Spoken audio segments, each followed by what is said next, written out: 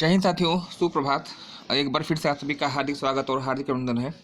आज का एक छोटा सा वीडियो होगा और इस वीडियो के तहत स्पेशली सूर्य से जो प्रश्न आपके वनडे एग्जाम में पूछे जाते हैं उन पर चर्चा की जाएगी। परीक्षा की दृष्टि से इम्पॉर्टेंट टॉपिक है और अच्छी जो पठन सामग्री होती है ना होने के कारण जो है इस टॉपिक से आप प्रश्न गलत करते हैं। चलिए आइए शुभारंभ करते हैं। देखिएगा, सूर्य के बारे में कुछ सामान्य परिचय है जो कि एग्जाम में आपसे पूछा जाता है। पहले अगर सूर्य की बात करिए तो सूर्य एक तारा है।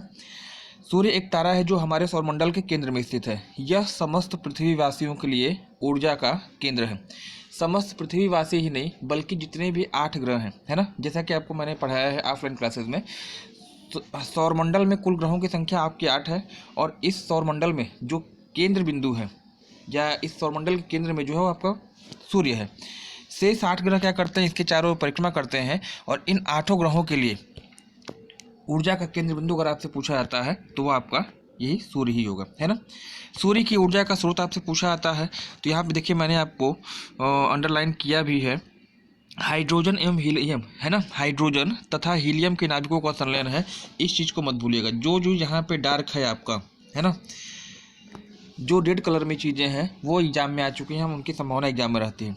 सबसे पहली चीज़ मैंने बताया कि सौरमंडल के केंद्र बिंदु आपका सूर्य है और इसकी ऊर्जा का स्रोत हाइड्रोजन तथा हीलियम के नाभिकों का संलयन होगा।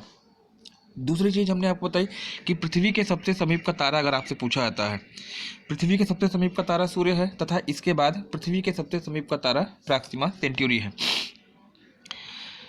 यह एक पीतवामन है यानी पीला तारा है जिसके अनुमानित आयु 6.5 अरब वर्ष है। एक तारे की अगर बात करिएगा, कोई भी तारा होता है तो उसका जो संपूर्ण जीवन काल होता है वह लगभग 8 से 10 अरब, है ना। 8 से 10 अरब वर्ष एक तारे का जीवन काल है और सूर्य भी क्या है, एक तारा है। यह पृथ्वी के सबसे समीप का तारा है। याद रखिएगा 14.96 करोड़ किलोमीटर जो है इसकी दूरी होगी, पृथ्वी की एवरेज दूरी आपकी है।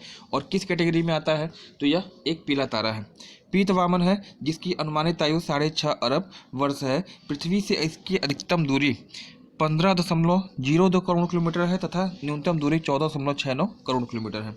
याद रखिएगा यह दूरी आपके लिए मायने रखती है, पूछी जाती है। अगर इससे ज़्यादा दूर अगर होता तो हमारे यहाँ जीवन संभव ही नहीं होता, और अगर इस दूरी से भी पास अगर हमारा सूर्य होता तो उस कंडीशन में इतना ही तापमान हो जाता कि यहाँ पे जीवन संभव नहीं था, है ना।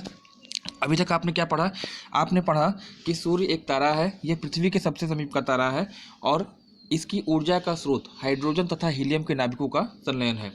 अगर दूरी की बात कर लीजिएगा तो पृथ्वी और सूर्य के बीच में जो मैक्सिमम दूरी होती है 15.02 करोड़ किलोमीटर है और अगर न्यूनतम दूरी अगर आपसे पूछ ली जाती है तो 14.69 करोड़ किलोमीटर है। और अगर आपसे पूछ दे कि औसत दूरी इनके बीच में कितनी है तो आप बताइएगा 14.96 करोड़ किलोमीटर, है ना। ये तो सूर्य की बात हो गई। अब इसके बाद देखिए इन दोनों पिंडों के बीच में औसत दूरी 14.96 करोड़ किलोमीटर जो मैंने आपको पहले बता दिया है। सूर्य के संबंध में कुछ महत्वपूर्ण तथ्य है, महत्वपूर्ण फैक्ट है जो कि एग्जाम में आपसे पूछे जाते हैं। देखिए सूर्य का व्यास 13,91,400 किलोमीटर है और इसका व्यास जो है पृथ्वी के व्यास का 109 गुना है। ये आपके लिए इम्पोर्टेंट होगा, है ना। 13,91,400 किलोमीटर और इसका व्यास जो है पृथ्वी के व्यास का 109 गुना है, यानी पृथ्वी का जो व्यास है 12,756 किलोमीटर, इसमें 109 से गुणा करिएगा तो आपका 13,91,400 आपका आ जाएगा, है ना।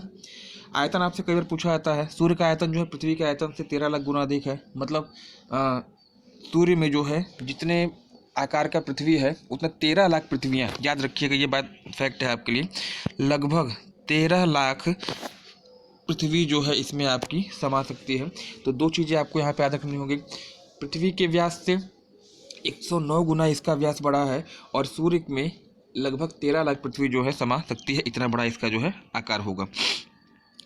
फिर नेक्स्ट आपका दिया गया है, सूर्य अपनी आकाशगंगा की परिक्रमा 25 करोड़ वर्ष में करता है और इस अवधि को ब्रह्मांड वर्ष या कॉस्मिक वर्ष के नाम से जाना जाता है ना।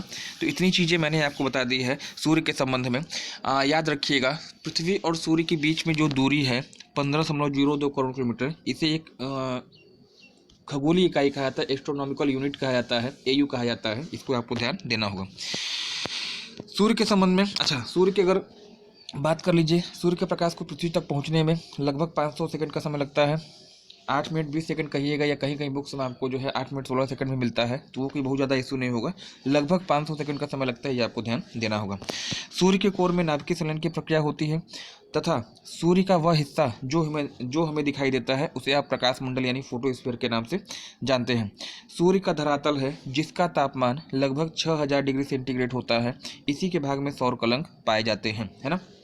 देखिए, सूर्य की अगर संरचना की बात करिएगा तो आंतरिक संरचना आपकी होती है और आपकी बाह्य संरचना होती है।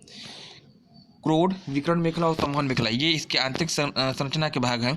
आपसे पूछा जाता है कि किस भाग में नाभिकीय संलयन की प्रक्रिया होती है, सूर्य के किस भाग में नाभिकीय संलयन होता है, तो ऑप्शन यहाँ पे आप बता दीजिएगा कोर में, है ना।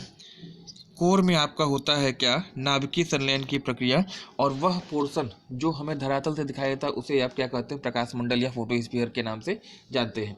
यह सूर्य का धरातल है और सूर्य का धरातल का तापमान आपसे पूछा जाता है कितना होता है, तो लगभग 6000 डिग्री सेंटीग्रेड, है ना। अच्छा, इसी फोटोस्फीयर में आपका सन स्पॉट्स मिलते हैं। सौर कलंक पूछा जाता है किस भाग में मिलते हैं, तो आप बताइएगा। सौर कलंक आपका मिलता है इसी फोटोस्फीयर या प्रकाश मंडल में मिलता है। और याद रखिए, अभी आपको रखना है, आपसे पूछा जाएगा कि सौर ज्वालाएं तथा सौर आंधियाँ किस भाग में प्रवाहित होती हैं, तो सौर ज्वाला आपके वर्णमंडल यानी क्रोमोस्फीयर में, और सौर आंधियाँ जो आपकी हैं वह किरीट यानी कोरोना में आपकी प्रभावित होती है ना। तो ये कुछ महत्वपूर्ण चीज़ें आपकी हो गई सूर्य के बारे में, जहाँ से प्रश्न आपके हमेशा पूछे जाते हैं। आज के लिए फिलहाल इतना ही। धन्यवाद। Have a nice day. Thanks for joining me.